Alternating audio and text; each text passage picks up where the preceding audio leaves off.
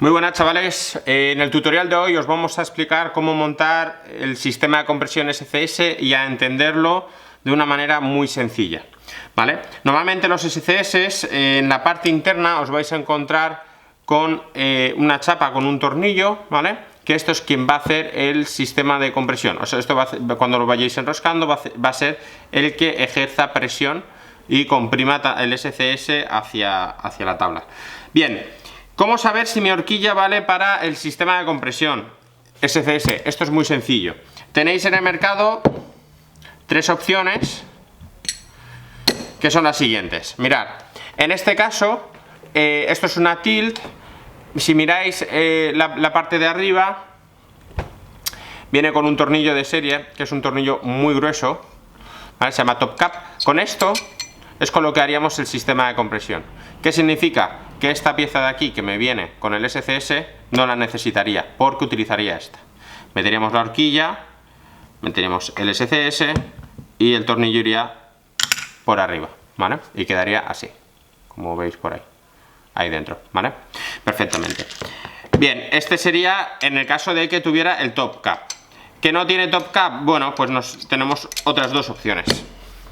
La horquilla que viene con lo que es el orificio ya mecanizado en la propia horquilla, o poniéndole una araña, ¿vale? Esto es una horquilla TSI, esta de aquí es una tilt.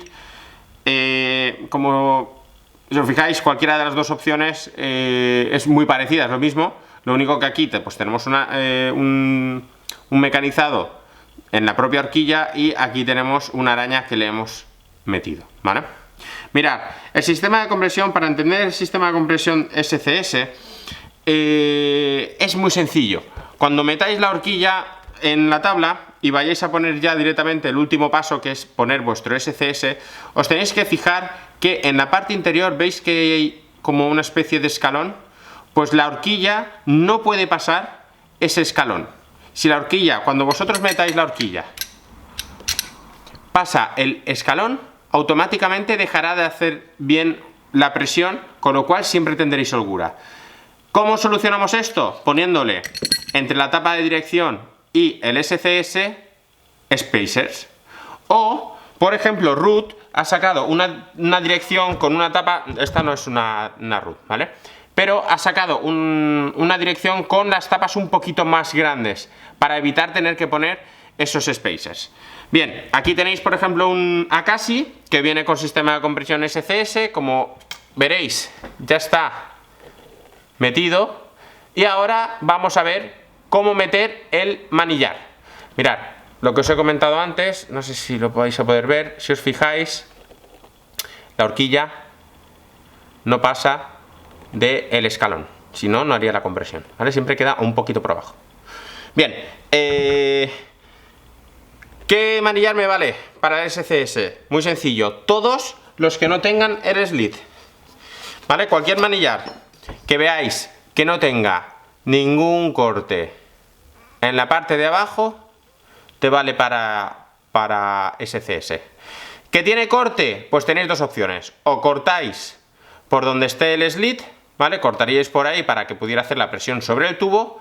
O hay unos sistemas de compresión, hay unos sistemas como Blunt o District que venden, que es un adaptador que introduces dentro y bloquea el slit.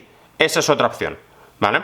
¿Que tenéis un manillar muy grande? Bueno, pues lo podéis cortar, no pasa nada. Pero si el manillar es pequeño y lo tenéis que cortar, pues os interesa más meter el adaptador, ¿vale? En este caso, por ejemplo, el SCS es oversize, con lo cual le tendremos que poner el shim, montamos, ajustamos y a montar. Es muy sencillo, muy sencillo, muy sencillo y como veréis no tiene mucha complicación. Simplemente es ir siguiendo los pasos, ¿vale? Metemos horquilla, metemos el SCS, miramos que quede por debajo, que queda por debajo, apretáis y a funcionar. Después, a la hora de apretar el SCS, ya sabéis, siempre los tornillos los tenéis que ir apretando poquito a poco, ¿vale? Pues esto es todo.